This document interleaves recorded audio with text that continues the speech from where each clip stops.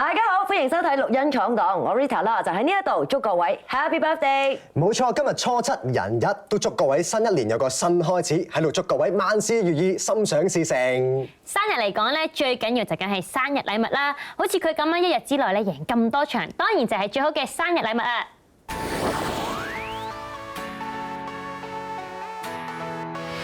Number 5，金雞報喜，新春大吉。呢晚跑馬地馬場舉行咗以農曆新年為主題嘅派對，現場除咗有音樂以及醒獅表演，一班活動大使仲着住傳統中國服飾同大家影靚相。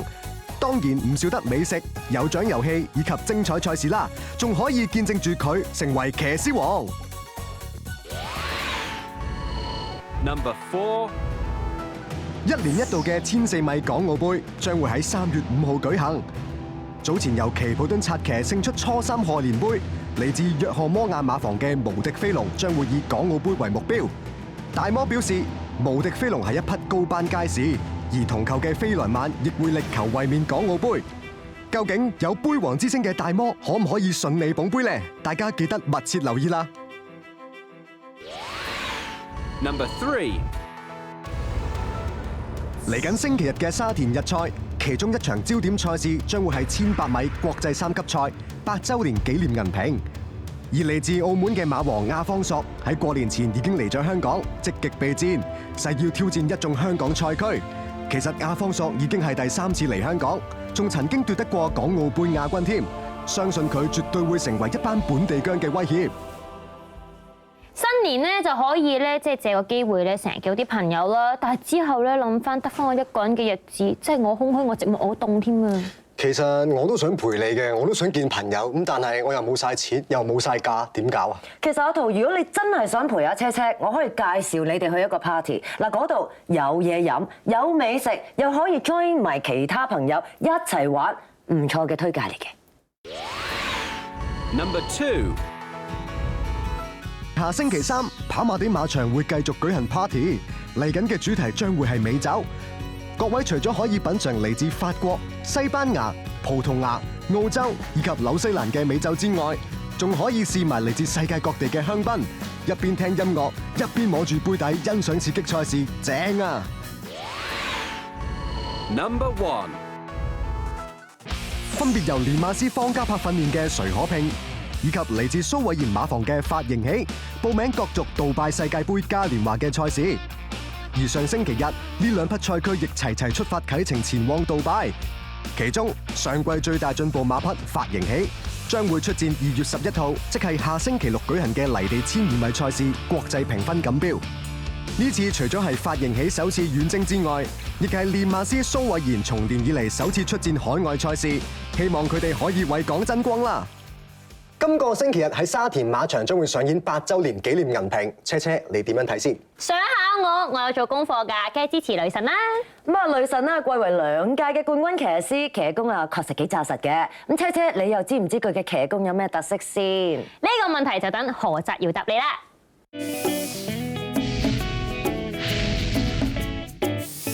坐喺度騎，企喺度騎，仲有趴喺度騎都得啊！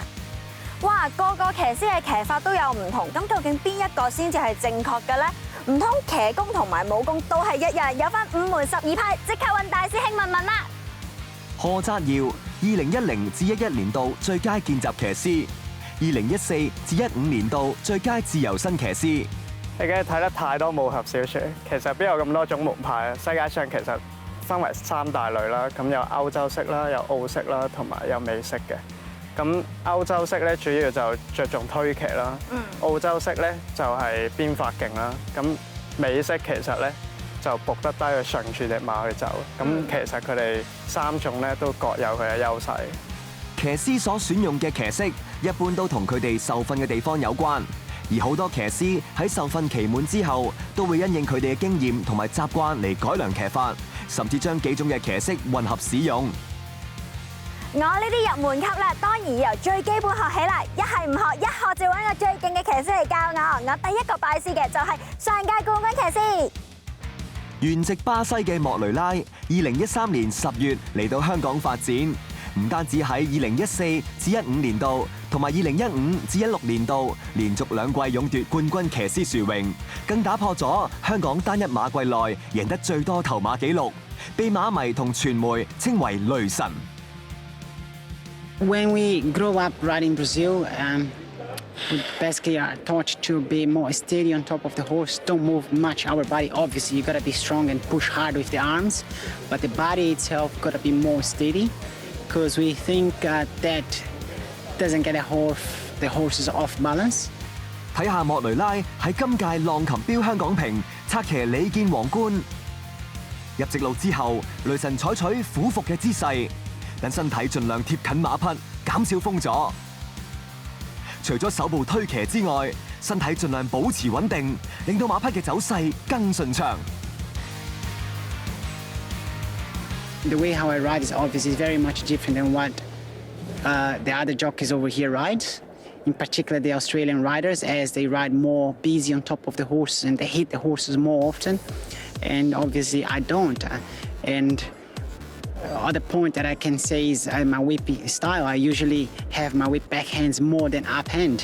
我頭先已經好留心咁聽雷神師傅嘅教導㗎啦，冇8成都有8成啊！大師兄，我可以上馬啦！咁快想上真馬，好危險㗎喎！你都係騎住佢先啦。唔好睇小呢隻木馬，每位喺騎術學校受訓嘅騎師都要騎過佢先可以畢業。佢嘅馬頸可以活動，方便學員練習推騎動作。用佢嚟俾學員練習正確騎姿就啱晒啦。Vincent 啊，咁應該點樣上馬咧？好，咁你左腳擺喺呢邊個腳踏度先，係。跟住隻手就揸住個鞍個頭啦，跟住就跨隻腳過去。咁個腳踏係咪要套晒落去定係點啊？個腳踏睇個人習慣啦。咁通常而家新式啲咧就。無論英式啊，你歐洲騎、美國騎，甚至澳洲騎，而家新啲咧都係踩一半多。踩一半。咁另外韁繩方面咧？韁繩咧就我哋跑馬咧就會係咁樣2條韁繩搭埋嚟揸嘅。嗯。咁佢嘅好處咧就係當隻馬真係可能有時失蹄跪一跪嗰時，你都有啲嘢去。hold 住條馬頸咯，歐洲啊、美國好多都係放長啲，令到隻馬舒服啲。但係當佢哋真係要騎嗰時咧，亦都會收到好短。收到好短。咁頭先雷神提到嘅反手邊又即係點咧？有分反手邊同埋正手邊嘅。反手邊就好似你而家咁樣揸啦。嗯。咁正手邊咧就係調翻轉咁樣揸。反手邊係會易少少同埋快少少，重心係咪要向前少少咧？我見啲騎師伏到好低㗎喎。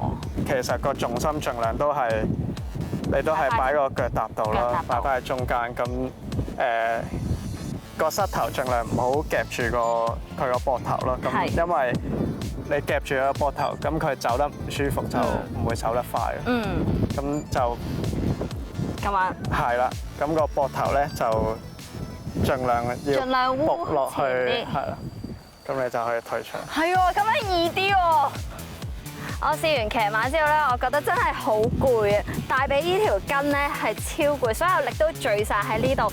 另外咧，揸韁繩同埋揸鞭，我覺得隻手真係好忙，仲要推埋隻馬，真係好難嘅事啊！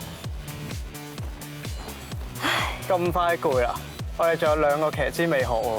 梗係未啦，因為唔想你咁辛苦，俾你休息下咋。我哋下集翻嚟繼續學過。